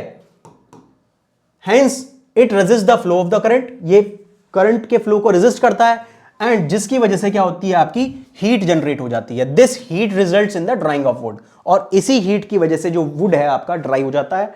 Drawback is that the wood में स्प्लिट, और यहां पे मेन ड्रॉबैक वही है कि वुड जो है आपका स्प्लिट हो सकता है, टूट सकता है, फट सकता है, ठीक है। नेक्स्ट इज, अब हम यहां पे जो है हमने सीजनिंग जो है कंप्लीट कर ली, तो नेक्स्ट हमारा टॉपिक क्या है, वो है हमारा यूजेस ऑफ टिम्बर। अब टिम्बर के यूज क्या है, टिम्बर के बहुत जो है ज्यादा वाइड यूज है। तो आपने देखा है कि रेलवे स्लीपर्स के अंदर हम टिम्बर का इस्तेमाल करते हैं, हम फर्नीचर्स बनाने के अंदर टिम्बर का इस्तेमाल करते हैं, एज ए बीम भी इस्तेमाल कर सकते हैं, एज ए राफ्टर भी इस्तेमाल कर सकते हैं, ठीक है। पाइल्स की फॉर्म में भी हम टिम्बर का इस्तेमाल करते हैं। पाइल्स का मतलब क्या होता है कि जब जमीन के अंदर हम कंस्ट्रक्शन करने से पहले इस तरीके से सिलेंड्रिकल पाइल्स जो है जमीन के अंदर डाल देते हैं, ठीक है, इस तरीके से जमीन के अंदर डाल देते हैं, ताकि जो आपकी जो अर्थ है वो कॉम्पैक्ट हो जाए, ठीक है, कॉम्पैक्ट हो जाए, और इस पे अगर हम लोड लगाएं तो ये बिल्डिंग जो है आपकी धसे ना, इसको इसलिए हम क्या लगाते हैं, यहाँ पे पाइल्स लगाते हैं। तो ये क्या होती हैं, आपकी पाइल्स होती हैं, ठीक है। ये पाइल्स आपकी कंक्रीट की भी बनती हैं, और ये पाइल्स आपकी वुडन पाइल्स भी हो सकती हैं, तो एज ए पाइल्स भी इस्तेमाल करा जा सकता है। तो it is used as a piles, post, beams, doors, windows, roof members, ठीक है, roof members. It is used in the rafters, purlins, trusses, truss बनाने के लिए हम इसका इस्तेमाल करते हैं। ट्रसेस क्या होती हैं, इस तरीके से आपने देखा होगा, ठीक है, ये जो आपके ब्रिजेस आपने देखा होगा इस तरीके से आपकी, ये आपकी क्या होती हैं, इसको हम बोलते हैं ट्रस, ठीक है, ये आपका क्या कहलाता है, इस तरह का स्ट्रक्चर आपका कहलाता है ट्रस स्ट्रक्चर। और ट्रस बनाने के लिए क्या है, कैसा स्ट्रक्चर है आपका, दिस इज ट्रस, ठीक है। तो ट्रस बनाने के लिए हम इसको इस्तेमाल कर सकते हैं, पैनलिंग के लिए हम इसको इस्तेमाल कर सकते हैं, पैनल्स बना सकते हैं आपके वुडन के, ठीक है। इंटीरियर डेकोरेशन के अंदर इस्तेमाल होती है, रेलवे स्लीपर्स के अंदर बहुत पहले इस्तेमाल होती थी मगर अब इस्तेमाल नहीं होती है, ठीक है। जो आपके खेलने के सामान है, बैट, बॉल्स, बैट जो है वो आपके, स्टंप जो है, विकेट्स जो है वो सारे आपके वुडन के बने होते हैं। Next is mortar. अब हमारा टिम्बर टॉपिक जो है खत्म हो चुका है, अब नेक्स्ट टॉपिक है हमारा मोर्टार। ये भी बहुत ज्यादा इंपॉर्टेंट टॉपिक है, 2025 में रिसेंटली आया है और ये 2009 में भी पूछा गया था कि मोर्टार क्या चीज होती है। तो mortar is defined as the paste. ये क्या है आपका, पेस्ट है। मोर्टार एक पेस्ट है और ये एक मिक्सचर भी है। Mortar is the paste which is formed by adding the water in the mixture, जो कि एक मिक्सचर के अंदर वाटर को ऐड करने से बनता है, वो इस तरह का आपका एक पेस्ट है, ठीक है। अब ये जो मिक्सचर है, क्योंकि ये मिक्सचर के अंदर हमने क्या करा, पानी को मिलाया, ठीक है। Mortar is defined as the paste obtained by adding water to a mixture. अब ये मिक्सचर किस किस चीज का मिक्सचर होता है, ये जो मिक्सचर होता है आपका, एक तो फाइन एग्रीगेट और कोर्स एग्रीगेट, फाइन एग्रीगेट और बाइंडिंग मटेरियल। ये जो मिक्सचर है वो आपका दो मटेरियल से मिलकर बना होता है, एक तो फाइन एग्रीगेट और दूसरा बाइंडिंग मटेरियल। अब जो फाइन एग्रीगेट है वो सैंड हो सकता है, ठीक है, सैंड हो सकता है, सुर्खी हो सकती है, ठीक है। तो ये आपका क्या होगा, आपका फाइन मटेरियल होगा, ठीक है, फाइन एग्रीगेट होगा, ठीक है। दूसरा आपका क्या होगा, बाइंडिंग मटेरियल। बाइंडिंग मटेरियल जैसे कि लाइम हो गया, सीमेंट हो गया, जिप्सम हो गया, क्ले हो गया, ये क्या हो गए आपके बाइंडिंग मटेरियल हो गए, यानी कि जो सीमेंट जो है आपके मोर्टार के अंदर एडेशन प्रॉपर्टी प्रोवाइड करें, that is called binding material, ठीक है। तो जो आपका सीमेंट, लाइम, जिप्सम, ये सारे आपके क्या होंगे, बाइंडिंग मटेरियल होंगे। अब इनको अगर हमने क्या करा, फाइन एग्रीगेट यानी कि सैंड को और सीमेंट के साथ मिला दिया, तो आपका क्या बन गया, आपका एक मोर्टार बन गया। उसके अंदर आप पानी डालोगे तो पानी डालने के लिए, पानी डालते ही एक पेस्ट तैयार होगा जो कि आपकी बाइंडिंग प्रॉपर्टी है उसको शो करेगा, ठीक है। यानी कि जो आपकी एडेशन प्रॉपर्टी है पेस्ट की, वो उसके अंदर निखर के आएंगी, ठीक है। Fine aggregates provide the strength to the mortar. जो फाइन एग्रीगेट है वो उसको हम किस लिए डालते हैं, ताकि मोर्टार के अंदर स्ट्रेंथ आ जाए। जो आपका मसाला है, मोर्टार इज नथिंग बट मसाला, ठीक है। ये क्या है आपका, जो आपके मजदूर सिंपल भाषा में मिस्त्री बोलते हैं, दिस इज व्हाट मसाला, ठीक है, ये आपका मसाला है, ठीक है। तो fine aggregate provide the strength to the mortar. ये जो फाइन एग्रीगेट है यानी कि जो सैंड है वो मोर्टार के अंदर स्ट्रेंथ प्रोवाइड करता है और श्रिंकेज आफ्टर सेटिंग, और ये श्रिंकेज को भी रोकता है। श्रिंकेज कब होती है, जब आपने स्टार्टिंग में मोर्टार के अंदर पानी मिलाया तो पेस्ट बना, अब पानी उसके अंदर हमेशा तो रहेगा ही नहीं, पानी उसके अंदर से निकलेगा, तो जब पानी निकलेगा तो जिस प्लेस से पानी निकला वहां पे वॉइड्स जनरेट हो जाएंगे और क्या होगा, जो मसाला है, जो आपका मोर्टार है, वो सेट होने पे क्या हो जाएगा, श्रिंक हो जाएगा, यानी कि सिकुड़ जाएगा, ठीक है। तो ये जो आपका फाइन एग्रीगेट है वो श्रिंकेज को रोकता है, ठीक है। Designation of the mortar. अब मोर्टार को किस तरीके से हम रिप्रेजेंट करते हैं ये देखते हैं हम यहां पे। The mortar composition is designated as 1:n, 1:n यानी कि 1 प्रपोर्शन n। अब ये जो 1 वाला पार्ट है, ये जो 1 वाला पार्ट है वो क्या है आपका, 1 वाला पार्ट है आपका बाइंडिंग मटेरियल, यानी कि जैसे कि सीमेंट या फिर लाइम, ठीक है, कुछ भी हो सकता है, सीमेंट हो सकता है, लाइम हो सकता है, जिप्सम हो सकता है, यानी कि 1 पार्ट आपका क्या हो गया, सीमेंट, लाइम, जिप्सम, कुछ भी हो सकता है। जो नेक्स्ट पार्ट है n पार्ट, वो क्या होगा आपका, फाइन एग्रीगेट होगा। फाइन एग्रीगेट का मतलब जैसे कि सैंड हो गया, सुर्खी भी बोल सकते हैं इसको। सुर्खी क्या होता है, this is the crossed mixture, this is the crossed material. कहां से मिलता है ये, आपके जब ईंट को जो हम क्रशिंग कर दें उसकी, तो क्या बन जाती है, सुर्खी बन जाती है। फॉर एग्जाम्पल सीमेंट मोर्टार, इसको हम प्रॉपर एग्जांपल समझते हैं, जैसे कि आपका सीमेंट मोर्टार है।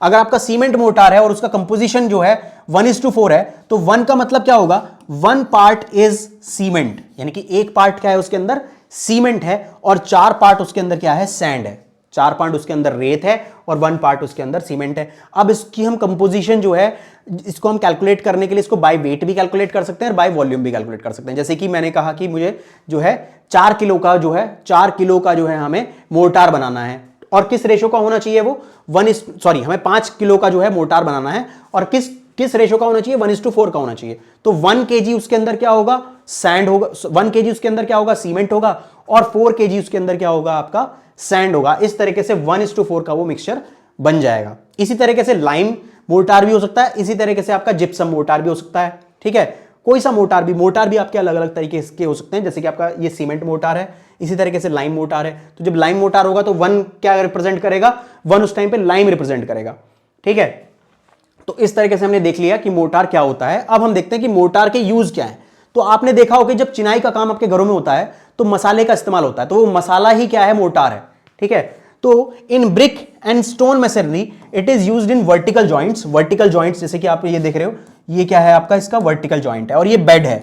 ठीक है, ये क्या है आपका, बेड है, और ये वर्टिकल जॉइंट है। तो वर्टिकल जॉइंट को बनाने के लिए और बेड को बनाने के लिए हम क्या कर बनाते हैं, मोर्टार को लगाते हैं। It is used vertical joints and is spread over the each layer to give bed, यानी कि हर एक लेयर पे बिछाया जाता है आपका क्या, मोर्टार, ताकि जो है प्रॉपर अच्छी तरीके से जॉइंट बन सके। ठीक है, binding medium for successive layer of the masonry, हर एक लेयर पे क्या बिछाने के लिए आपको जो है मोर्टार उसके ऊपर हर एक लेयर पे बिछाया जाता है, ताकि जो बॉन्डिंग है वो बन सके। ठीक है, next in plastering and Poynting. Plastering and Poynting के अंदर भी हम जो है किसका इस्तेमाल करते हैं, मोर्टार का इस्तेमाल करते हैं। जब आपको दीवार की जो एक्सटर्नल सरफेस है उसको आपको फिनिशिंग करनी होती है, तो हम उसके अंदर प्लास्टर करते हैं, उसके ऊपर प्लास्टर करते हैं, तब भी हम किसका इस्तेमाल करते हैं, मोर्टार का इस्तेमाल करते हैं।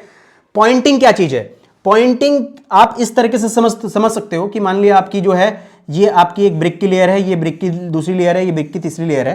तो अब इसके अंदर इस तरीके से आपने ब्रिक जो है लगा रखी है। ठीक है, ये आपने ब्रिक लगा रखी है। अब क्या हुआ, जो आपका मसाला है वो कहीं इधर से बाहर आ रहा है, कभी इधर से बाहर आ रहा है, कभी यहां से थोड़ा अंदर जा रहा है, यहां से थोड़ा अंदर जा रहा है। ठीक है, या फिर कहीं से थोड़ा बाहर आ रहा है। ठीक है, तो मसाला जो है यूनिफॉर्म स्प्रेडिंग नहीं होती मसाले की, जो आपका जो मोर्टार है उसकी यूनिफॉर्म स्प्रेडिंग नहीं होती, वो आपके जो है उसके कोनों से जो है या उसकी एजेस से जो है थोड़ा सा बाहर आने लगेगा या फिर थोड़ा अंदर जाने लगेगा। तो हम क्या करते हैं, इसकी जो है फिनिशिंग कर देते हैं। ठीक है, फिनिशिंग क्या कर देते हैं, यानी कि इसको जो है एक जो आपका मिस्त्री है वो करनी से इसको क्या करेगा, एक फिनिशिंग प्रोवाइड कर देगा, बिल्कुल स्मूथ सरफेस प्रोवाइड कर देगा।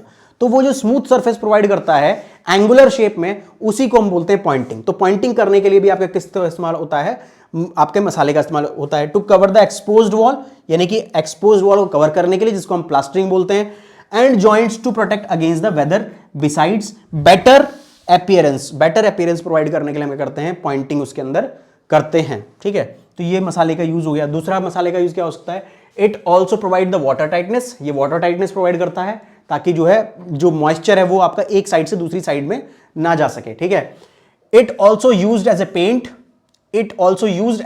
ये पेंट की तरह भी इस्तेमाल किया जाता है, which protect the joints of the bricks और the stone. It use to fill up the voids, ये वॉइड्स यानी कि छोटे छोटे छेद हो सकते हैं, उनको फिल करने के लिए भी काम आता है, which remains in the structure. It use to repair the cracks को रिपेयर करने के लिए काम आता है। It is used for various ornamental works to improve the general appearance of the building of the structures. ठीक है, next is good properties of the good mortar. एक अच्छे मोर्टार की प्रॉपर्टी क्या होनी चाहिए, तो क्या होना चाहिए, इजीली वर्केबल होना चाहिए, यानी कि उसको एक जगह से उठा के दूसरी जगह पे लगाना आसान होना चाहिए, उस पर ज्यादा काम ना करना पड़े, ज्यादा उसको फैलाने के लिए ज्यादा मेहनत ना करनी पड़े, तो उसकी वर्केबल, वो इजीली वर्केबल होना चाहिए। ठीक है, उस पर आसानी से काम करा जाना चाहिए। ठीक है, it should develop adequate strength, वो जो है सूखने के बाद यानी कि वो प्रॉपरली ड्राई होने के बाद एडिक्वेट स्ट्रेंथ, प्रॉपर स्ट्रेंथ जो है उसके अंदर आनी चाहिए। वो बहुत जल्दी सेट हो जाना चाहिए। ठीक है, यानी कि उसको सेट होने में बहुत टाइम नहीं लगना चाहिए, ज्यादा टाइम नहीं लगना चाहिए, एकदम से तो सेट नहीं होना चाहिए मगर बहुत देर में भी सेट नहीं होना चाहिए। ठीक है, it should bind the brick of the building stone properly, और इसको जो है इसकी बाइंडिंग प्रॉपर्टी अच्छी होनी चाहिए, यानी कि चिपकाने की प्रॉपर्टी जो है बहुत अच्छी होनी चाहिए। इट शुड बी चीप, ये सस्ता होना चाहिए, ये ड्यूरेबल होना चाहिए, यानी कि लॉन्ग टर्म में इसकी प्रॉपर्टीज में कोई डिफरेंस, कोई जो है चेंज नहीं आना चाहिए, इसकी प्रॉपर्टी जो है डिके नहीं होनी चाहिए, यानी कि इसकी प्रॉपर्टी जो है खराब नहीं होनी चाहिए। It should maintain the appearance of the quite a long period. ठीक है, यानी कि ये भी सेम बात होगी, ड्यूरेबल होना चाहिए। ठीक है, नेक्स्ट है it should be capable of resisting penetration of the rain water, यानी कि वही उसके अंदर जो है पानी जो है अंदर नहीं जाना चाहिए। ठीक है, रेन वाटर को पेनिट्रेट नहीं होने देना चाहिए। It should not affect the durability of the material. अब ये जिस मटेरियल के ऊपर अप्लाई किया जा रहा है, यानी कि मान लिया मसाला जो हम ब्रिक के ऊपर अप्लाई कर रहे हैं, तो ऐसा ना हो कि ब्रिक की क्वालिटी को खराब कर दे, ठीक है। तो ऐसा आपका मटेरियल होना चाहिए, ऐसा आपका मसाला होना चाहिए कि it should not affect the durability of the materials with which it comes into contact, जिसके साथ ये कांटेक्ट में आए उस मटेरियल की क्वालिटी को खराब ना करे, ठीक है। It should have good consistency, इसकी जो कंसिस्टेंसी होनी चाहिए वो यूनिफॉर्म होनी चाहिए, अच्छी कंसिस्टेंसी का ये मटेरियल आपका होना चाहिए। तो हमने यहां तक हमने क्या देखा, मोर्टार देखा। अब मोर्टार के बाद हम पढ़ते हैं कंक्रीट, ठीक है। तो मोर्टार के बाद हम देखेंगे क्या, कंक्रीट। अब ये कंक्रीट क्या चीज है, जिस तरीके से मोर्टार के अंदर जो आपका मोर्टार था उसमें जनरली जो है मिक्सचर के अंदर सिर्फ दो कंपोनेंट होते थे। हमने दो कंपोनेंट पढ़े थे, कौन से, पहले वाला कंपोनेंट जो था आपका बाइंडिंग मटेरियल था और दूसरे वाला कंपोनेंट आपका फाइन एग्रीगेट था। यहां पे क्या होगा कंक्रीट के अंदर, यहां पे आपके तीन कंपोनेंट होंगे, यहां पे जो प्रोपोर्शन होगा वो तीन का प्रोपोर्शन होगा। पहले वाला आपका बाइंडिंग मटेरियल, दूसरे वाला आपका फाइन एग्रीगेट और तीसरे वाला आपका क्या होगा, कोर्स एग्रीगेट, ठीक है। फाइन एग्रीगेट जैसे कि सैंड और कोर्स एग्रीगेट में क्या आ जाएगा, जैसे कि आपके ग्रेवल्स आ गए, क्रस्ड स्टोन आ गए, ठीक है। वो आपके किस में आ जाएंगे, वो आपके आ जाएंगे किसमें, कंक्रीट के अंदर। तो कंक्रीट भी एक तरह का मोर्टार ही है, ठीक है, मगर इसके अंदर जो कंपोजिशन होता है, जो उसका जो कंपोजिशन होता है वो तीन का कंपोजिशन होता है, ठीक है। तो it is the composite material. सबसे पहले बात तो ये कंपोजिट मटेरियल है और ये मैन मेड मटेरियल है, ठीक है। It is most widely use building material in the construction industry. Construction industry के अंदर सबसे ज्यादा यूज होने वाला जो मटेरियल है वो क्या है, कंक्रीट है आपका, ठीक है। It is rationally chosen mixture of binding materials, ठीक है। ये रैशनली चूजन मिक्सचर है, यानी कि रैशनली चूजन मिक्सचर का मतलब जैसे कि हमने पहले मोर्टार के केस में बात करी थी, 1:4 का मोर्टार, ठीक है, या फिर 1:3 का मोर्टार, ठीक है। तो ये रैशनल, ये जो है क्या मोर्टार क्या है, रैशनल है, ठीक है। रैशनल का मतलब इसको हम रेशोज के अंदर बनाते हैं, ठीक है। तो इसी तरीके से हम जो आपका कंक्रीट है वो भी एक रैशनल मिक्सचर है, ठीक है। उसको भी हम रेशो में बनाएंगे, पर्टिकुलर रेशो में बनाएंगे, और उस रेशो के अंदर जो पहला मटेरियल होगा वो क्या होगा, बाइंडिंग मटेरियल, जैसे कि लाइम हो गया, सीमेंट हो गया। दूसरा जो होगा उसके अंदर फाइन एग्रीगेट होगा, और तीसरा जो उसके अंदर होगा वो आपका कोर्स एग्रीगेट होगा। तो ये तो आपका पहला हो गया, ये आपका पहला हो गया, ये आपका दूसरा हो गया, और ये आपका तीसरा हो गया।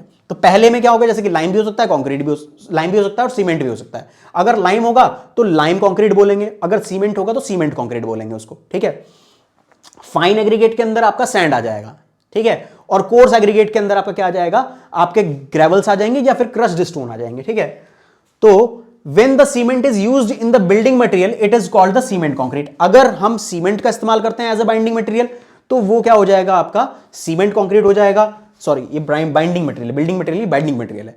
when the lime is chosen as a binding material, अगर हम लाइम को as a binding material choose करते हैं तो वो क्या हो जाएगा, लाइम कंक्रीट हो जाएगा। तो ये मैंने आपको पहले बता ही दिया था। इन concrete mix binding material and water form the paste. अब इसके अंदर क्या करते हैं हम, जब हम कंक्रीट के अंदर, जब हम कंक्रीट का हमने ड्राई मिक्सचर तैयार कर लिया, उसके अंदर क्या बनाते हैं, पानी मिलाते हैं। तो जैसे ही हम कंक्रीट के अंदर, जब हमने ड्राई मिक्सचर मिला, ठीक है, जो हमने तीन मटेरियल्स के अंदर मिलाए, तो इनका जब हमने मिक्सचर तैयार करा, फिर हम इसके अंदर क्या डालेंगे, पानी डालेंगे। तो जैसे ही हम पानी डालते हैं तो सीमेंट और वाटर जो है वो मिल करके क्या बनाते हैं, पेस्ट बनाते हैं, ठीक है। अब ये पेस्ट क्या करता है, ये पेस्ट बाइंडिंग प्रॉपर्टी जनरेट करता है, जो कि आपके एग्रीगेट को, सैंड को बांधने का काम करता है, बॉन्डिंग बनाने का काम करता है उनके बीच में, और उनको बांध के रखता है। This paste filled the voids of the fine aggregate. जो फाइन एग्रीगेट्स हैं, सैंड है, उसके जो बीच के वॉइड्स हैं उनको फिल करता है, यानी कि सैंड के पार्टिकल्स, मान लीजिए इस तरीके से सैंड के पार्टिकल्स हैं, ठीक है, ये सैंड के पार्टिकल्स हैं, और जो इसके बीच का स्पेस है, इस स्पेस को बोलते हैं, ये जो स्पेस है, इसके बीच का जो स्पेस है, ये आपका वॉइड है। This is called voids, this is called voids. तो जो सीमेंट है, जो सीमेंट और वाटर का जो पेस्ट है वो इन वॉइड्स के अंदर भर जाता है, जिससे कि ये क्या हो जाते हैं, जिससे कि ये सीमेंट के जो सैंड के पार्टिकल्स हैं वो आपस में बंध जाते हैं, ठीक है। और ये सैंड के पार्टिकल्स कहां जाएंगे, ये सैंड के पार्टिकल्स जो है जब ये बंध जाएंगे तो ये क्या करेंगे, एग्रीगेट के पार्टिकल को भी बांध देंगे, ठीक है। क्या होगा, जो आपके सीमेंट का जो पेस्ट होगा वो एग्रीगेट की, जो कोर्स एग्रीगेट होगा, जो आपकी गिट्टी होगी, जो आपका जो क्रस्ड स्टोन होगा उसकी सरफेस पे फैल जाएगा, और वो भी क्या हो जाएंगे, बंध जाएंगे एक तरीके से। तो आपका इससे क्या होगा, आपका एक स्ट्रॉन्ग जो है मटेरियल बनके तैयार होगा, ठीक है। This paste filled the voids of the fine aggregate, quotes the surface of the fine aggregate. Fine aggregate की सरफेस की कोटिंग कर देते हैं, जिस तरीके से पेंट कर दिया जाता है, तो जो छोटे छोटे सैंड के पार्टिकल्स की सरफेस है उसके ऊपर कोटेड हो जाएंगे, ठीक है, उसके ऊपर चिपक जाएगा ये पेस्ट। और इसी तरीके से कोर्स एग्रीगेट की सरफेस पे भी चिपट जाएगा और उनको बांध के रखेगा, और उसको क्या करेगा, आपके जो सारे पार्टिकल्स हैं फाइन एग्रीगेट और कोर्स एग्रीगेट उन सबको बांध के रखेगा ये, ठीक है। तो फ्रेशली मिक्स्ड, अब जो फ्रेशली मिक्स्ड कंक्रीट है यानी कि जिसके अंदर आपने अभी अभी पानी मिलाया है, उसको हम क्या बोलते हैं, बिफोर सेट, जब वो सेट नहीं हुआ है उसको हम बोलते हैं वेट और ग्रीन कंक्रीट, ठीक है। जब आपने उसके अंदर पानी मिला दिया, पानी मिलाने के तुरंत बाद जो आपका मिक्सचर बना, वो आपका प्लास्टिक मिक्सचर जो बना, ठीक है, उसको आप क्या बोलोगे, ग्रीन कंक्रीट बोलोगे या फिर वेट कंक्रीट बोलोगे। अब जो सेट हो जाएगा, जब कंक्रीट सेट हो जाएगा, उसको बोलोगे आप हार्डन कंक्रीट, उसको हम बोलेंगे क्या, harden concrete. The moulded concrete mix after sufficient curing, जो मोल्डेड कंक्रीट है उसको फिर बाद में क्या करा जाता है, मान लिया आपने जो है कंक्रीट की आपने बीम बना दी, बीम बनाने के बाद क्या करेंगे आप, सरफेस पे उसकी जो सरफेस पे शटरिंग लगी होगी उसको हटाओगे और फिर उसकी पानी से क्यूरिंग करोगे। पानी से क्यूरिंग करने के बाद जो है उसके अंदर, जैसे हम पानी से क्यूरिंग करते हैं उसके अंदर कुछ केमिकल रिएक्शंस होती हैं, ठीक है। Mix after sufficient curing becomes hard like stone, और जब ये पूरी क्यूरिंग प्रोसेस हो जाता है तो उससे जो आपकी जो कंक्रीट की सरफेस बनी, जो आपका कंक्रीट का मटेरियल बना, जो बीम बनी, वो आपकी सफिशिएंटली हार्ड होती है, उसके अंदर बहुत ज्यादा स्ट्रेंथ होती है, ठीक है। तो it is hard like stone, यानी कि इस तरीके से बन जाता है जैसे कि एक पत्थर हो, ठीक है। यानी कि जो कंक्रीट है वो इस तरीके से आप बन जाएगा जैसे कि आपका पत्थर हो, जब आप इसकी क्यूरिंग कर दोगे, due to chemical actions between water and the binding material. और ये किस वजह से बनता है, इस वजह से बनता है क्योंकि वाटर और सीमेंट के अंदर जो है केमिकल रिएक्शंस होती हैं, ठीक है। क्लासिफिकेशन ऑफ द कंक्रीट, अब कंक्रीट का क्लासिफिकेशन क्या है, on the basis of binding material, binding material के बेसिस पे अगर हम इसको क्लासिफाई करें तो तीन तरह के कंक्रीट हम बन सकते हैं। अगर बाइंडिंग मटेरियल हम सीमेंट लें तो सीमेंट कंक्रीट बन गया, अगर बाइंडिंग मटेरियल लाइम लें तो लाइम कंक्रीट बन गया, अगर बाइंडिंग मटेरियल जिप्सम लें तो जिप्सम कंक्रीट बन गया। अब हमारे लिए इसमें सीमेंट कंक्रीट सबसे ज्यादा इंपॉर्टेंट है, और यही आपके पेपर में ही पूछा गया 2015 के अंदर कि सीमेंट कंक्रीट क्या होता है। तो सीमेंट कंक्रीट पढ़ते हैं हम इसके अंदर। The cement concrete is the major building material, और ये सबसे ज्यादा यूज होने वाला बिल्डिंग मटेरियल है, यानी कि कंक्रीट के अंदर भी सबसे ज्यादा जो इस्तेमाल होता है वो क्या इस्तेमाल होता है, आपका सीमेंट कंक्रीट इस्तेमाल होता है। बहुत कम जगह पे लाइम इस्तेमाल होता है, लाइम कंक्रीट, बहुत कम जगह पे आपका जिप्सम कंक्रीट इस्तेमाल होता है, पुराने टाइम में हुआ करता था। मगर करंट टाइम पे आपका जो मेजर कंक्रीट है वो सीमेंट कंक्रीट ही है, जिसमें बाइंडिंग मटेरियल हम किसका इस्तेमाल करेंगे, cement as a binding material इस्तेमाल करेंगे। It is the mixture of the cement, ये किसका मिक्सचर है, ये सीमेंट, सैंड, ग्रेवल्स, ठीक है। यानी कि ये आपका बाइंडिंग मटेरियल हो गया, ये आपका फाइन एग्रीगेट हो गया, और ग्रेवल्स या फिर क्रस्ड स्टोन ये आपके कोर्स एग्रीगेट हो गए। तो फाइन एग्रीगेट, कोर्स एग्रीगेट और बाइंडिंग मटेरियल, इसका जो मिक्सचर है, ये mixture is, this mixture is called cement concrete. और जब इसके अंदर हम पानी मिला देते हैं तो ये एक पेस्ट बन जाता है, ये आपका जो वेट मिक्सचर बन जाता है, ठीक है, जिसको हम green concrete, green cement concrete बोल सकते हैं। Where cement is the binding material, इसमें सीमेंट बाइंडिंग मटेरियल है, sand is the fine aggregate, and gravels और crushed stones are the coarse aggregate. जो ग्रेवल्स और क्रस्ड स्टोन है ये आपके कोर्स एग्रीगेट हैं, ठीक है। It can be easily moulded into durable structural member, ये क्या है, इसको आप किसी भी शेप में ढाल सकते हो। अगर आप इसको बीम के अंदर डाल दोगे, अगर आपको बीम के मोल्ड में इसको डाल दोगे, बीम का एक मोल्ड है, उस मोल्ड में आपने क्या डाल दिया, कंक्रीट डाल दिया, तो ये बीम की शेप ले लेगा। अगर आपको इसको जो है आप एक कर्व सरफेस में डाल दोगे, कर्व वाले पोर्शन में डाल दोगे, यानी कि एक स्फेयर में डाल दोगे, तो ये स्फेयर की जो है शेप ले लेगा। तो इसको ये किसी भी फॉर्म में जो है मोल्ड करा जा सकता है, ठीक है। It can be easily moulded in durable structural member, किसी भी स्ट्रक्चरल मेंबर का ये जो है शेप ले सकता है, जैसे कि बीम हो गया, कॉलम हो गया, किसी की भी शेप ये आराम से ले सकता है। When water is added to the mixture it form the paste with cement and harden this cement paste hold the coarse and fine aggregate together to form the solid mass. अब इसमें भी क्या होता है, जब हम पानी मिलाते हैं तो सीमेंट और वाटर जो है रिएक्शन करते हैं, जिससे कि एक पेस्ट बनता है, और ये पेस्ट क्या करता है, फाइन एग्रीगेट और कोर्स एग्रीगेट दोनों को बांध के रखता है, जैसे कि मैंने आपको पहले इसके अंदर बताया था। Next is property of the cement concrete. अब सीमेंट कंक्रीट की प्रॉपर्टी क्या होती है ये देखते हैं हम। इसका सबसे पहले तो थर्मल एक्सपेंशन जो होता है बहुत कम होता है, यानी कि हीट पड़ने पर ये जो है ज्यादा एक्सपेंड नहीं होता है, यानी कि 4 mm पर मीटर होता है इसका एक्सपेंशन। यानी कि अगर 1 मीटर लेंथ है तो जो एक्सपेंशन होगा सिर्फ 4 mm, 0.4 mm ही होगा, 0.4 mm ही होगा, जो कि बहुत कम है। अब अगर हम देखें स्टील, तो स्टील का जो है थर्मल एक्सपेंशन जो है ज्यादा होता है कंक्रीट से, ठीक है। तो कंक्रीट नेक्स्ट क्या है, concrete shrink as it is dries and expand again on wetting. ये थोड़ी सी इसकी बेकार प्रॉपर्टी है कि जब हम कंक्रीट को फ्रेश बनाते हैं तो उसके अंदर जैसे जैसे टाइम बीतता है तो मॉइस्चर उसके अंदर से हटना स्टार्ट होता है। जैसे जैसे इसके अंदर से मॉइस्चर हटना स्टार्ट होता है तो वो श्रिंक होना स्टार्ट हो जाता है, सिकुड़ना स्टार्ट हो जाता है, जिसकी वजह से उसके अंदर श्रिंकेज क्रैक्स आ जाते हैं। तो ये इसकी एक प्रॉपर्टी है कि जैसे जैसे जो है आपका कंक्रीट सूखेगा वैसे वैसे उसके अंदर श्रिंकेज आनी स्टार्ट हो जाएगी। अब इस श्रिंकेज को रोकने के लिए ही हम क्या करते हैं, उसकी क्यूरिंग करते हैं। ठीक है, अब दूसरी प्रॉपर्टी क्या है कि ये अगर उसको हम वेट कर दें तो वो क्या हो जाएगा, फूलना स्टार्ट कर देगा। ठीक है, इट एक्सपेंड्स ऑन वेटिंग। ठीक है, it binds rapidly with the steel, और ये इसकी अच्छी प्रॉपर्टी क्या है कि ये स्टील के साथ अच्छी तरीके से बॉन्डिंग बना लेता है। ठीक है, it rapidly binds with steel as it is weak in tension, क्योंकि ये टेंशन में वीक होता है। जो कंक्रीट है अगर उसको ऐसे खींचोगे तो वो वीक होगा। ठीक है, वीक इन टेंशन होगा, यानी कि कम लोड पे ही वो क्या हो जाएगा, ब्रिटल फेलियर उसका हो जाएगा, टूट जाएगा अगर आप उसको खींचोगे।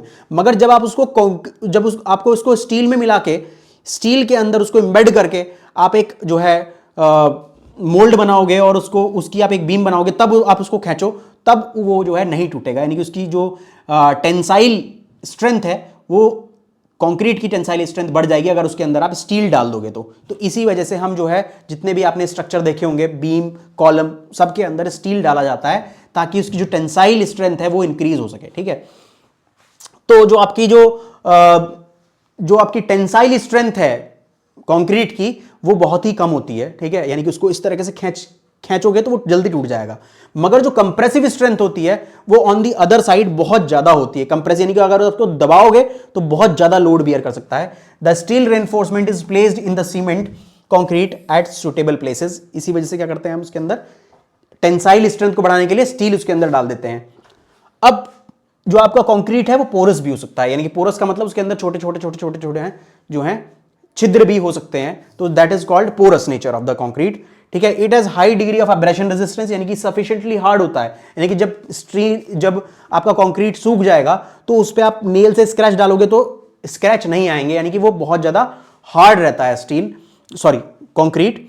It has high degree of electrical resistance, यानी कि वो उसके अपने अंदर से इलेक्ट्रिसिटी पास नहीं होने देता है। ठीक है, it is more economical then steel, ये जो है स्टील को यूज करने से ज्यादा जो है इकोनॉमिकल है, यानी कहीं पे अगर स्टील का इस्तेमाल करो और वहां पे आप कंक्रीट का इस्तेमाल करो तो कंक्रीट का इस्तेमाल जो है सस्ता पड़ता है। ठीक है, it has high compressive strength, ये सबसे ज्यादा इंपॉर्टेंट प्रॉपर्टी है इसकी। जो आपका सीमेंट कंक्रीट है उसकी कंप्रेसिव स्ट्रेंथ जो होती है बहुत ज्यादा हाई होती है, मगर उसकी टेंसाइल स्ट्रेंथ जो है बहुत ज्यादा वीक होती है। ठीक है, it is free from corrosion, ये इसके अंदर जंग नहीं लगता है, कोरोजन फ्री होता है ये। ठीक है, so it has no effects of the atmospheric agents, यानी कि एटमॉस्फेरिक एजेंट्स का जो है इस पे ज्यादा इफेक्ट नहीं पड़ता है। इट हार्डन्स विद टाइम, ये टाइम के जैसे जैसे टाइम बीतता है ये हार्ड हो जाता है। This process of hardening is continue to long time, और ये हार्डनिंग का प्रोसेस जो है लॉन्ग टाइम तक चलता है। ठीक है, यानी कि 5 साल, 6 साल, 10 साल, इस तरीके से ये टाइम का हार्डन होने का प्रोसेस जो है वो लॉन्ग टाइम तक चलता है। After long time it attains is sufficient strength, यानी कि जब बहुत टाइम बीत जाता है, 5 साल 10 साल बीत जाते हैं, तो कंक्रीट जो है अपनी प्रॉपर स्ट्रेंथ गेन कर लेता है। ठीक है, this is all about the cement concrete, properties of the cement concrete. ठीक है, तो इस लेक्चर में हमने ये सारे क्वेश्चंस जो हैं कवर करे हैं। व्हाट इज मोर्टार, ये हमने कर लिया। ठीक है, describe the various defects in the timber, seasoning of the timber, mortar के बारे में हमने पढ़ लिया, कंक्रीट, सीमेंट कंक्रीट के बारे में पढ़ लिया, उसकी प्रॉपर्टीज पढ़ ली। What are the building materials used in the construction work, also point out the difference between concrete and mortar, concrete और मोर्टार में जो डिफरेंस होता है ये हमें बताना है। तो हमें बताया कंक्रीट जो है वो आपका 3 का मिक्सचर है, 3 मेटेरियल का मिक्सचर है, और मोर्टार आपका जनरली 2 मेटेरियल का मिक्सचर होता है। ठीक है, तो ये जो है इसके अंदर हमने क्वेश्चंस जो हैं सारे कर लिए हैं। Thank you.